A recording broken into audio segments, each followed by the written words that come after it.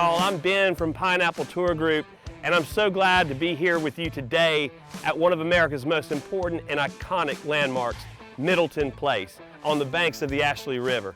Now, we're here to talk to you about, of course, the beauty and history of Middleton Place, but we're also here to talk to you about one of the most important dishes that's so famous here in the Lowcountry, shrimp and grits. And there's no better place to talk about that than right here at Middleton Place.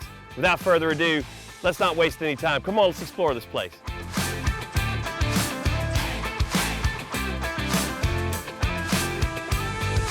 Hey, it's Ron Smith. Of course, you know me as Smitty with Pineapple Tours, and of course, my main man Neil's here with me. And joining us today is Jeff Neal, the Director of Preservation and Interpretation with Middleton Place. And Jeff, if you could just give us a little history of this amazing place we're at today. Yeah, well, first of all, thanks so much for being out here. It's such a beautiful day to be here at Middleton Place. Middleton Place was actually acquired by Henry Middleton in 1741. This was part of his wife's dowry. Her name was Mary Williams. Her family had this property for several years prior to that.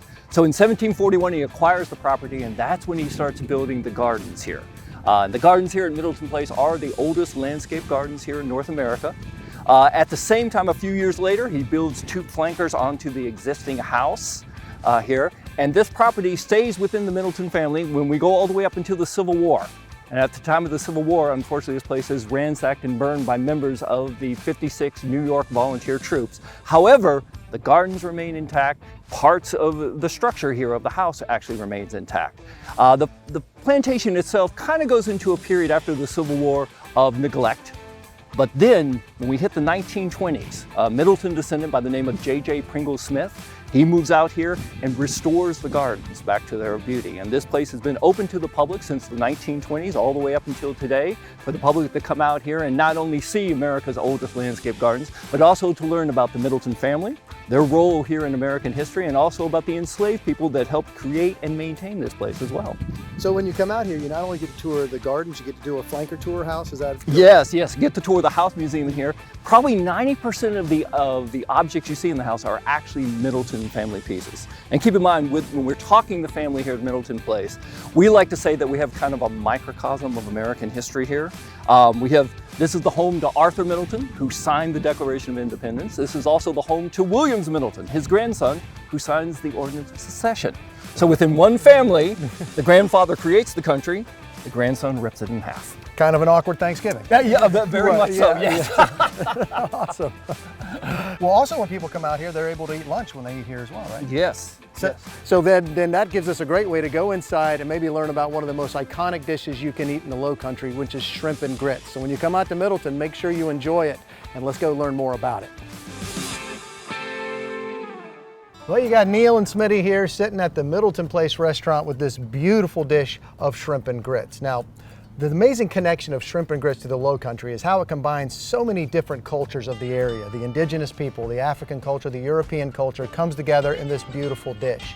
Now we're going to learn more about the history of shrimp and grits and its connection to Middleton Place. Neil, what can you tell me? Alrighty, so what we have here, of course, is breakfast shrimp. And so, of course, that's what they would have called it before they called it shrimp and grits, because it was always assumed that you were going to have grits with breakfast. And if you were an enslaved person or a sailor working on a ship, most likely you just carried one pot with you, and that would have your hominy, your grits, and you would go out to our creeks and you either throw out a cast net or literally hand pick our shrimp and put them in there. And that's kind of the origin of shrimp and grits. Now, the first time shrimp and grits actually appears in a recipe book wasn't until 1930.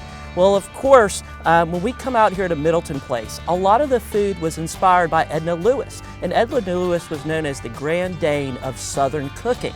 And she was actually originally from Virginia, but actually made her mark in New York as a seamstress. But then she opened up her own restaurant, and people from all over that were well known in her day would come and eat at her restaurant. You had folks like Marilyn Monroe, William Faulkner, Tennessee Williams, that all wanted to taste her Southern cooking.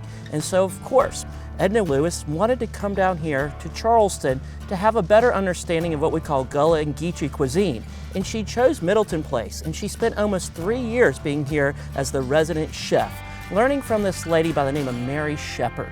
Now, Mary Shepherd had actually lived on this property for 68 years. It was actually brought here in 1925. And so, of course, this is where a lot of the inspiration would come from, is local food, local cuisines, and learning about and incorporating our African American history that we have here at Middleton Place. And out of that beautiful history, out of that competition came this amazing dish that you can have when you come out to Middleton Place, this plate of shrimp and grits.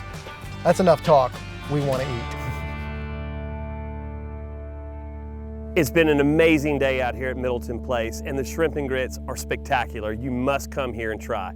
I want to thank everybody out at the Middleton staff for playing such great hosts for us. Thank you so much to Jeff Neal for giving that great background and history about Middleton Place. And stay tuned for more episodes coming from Pineapple Tour Group. And while you're here, hit the subscribe button. Thanks, people.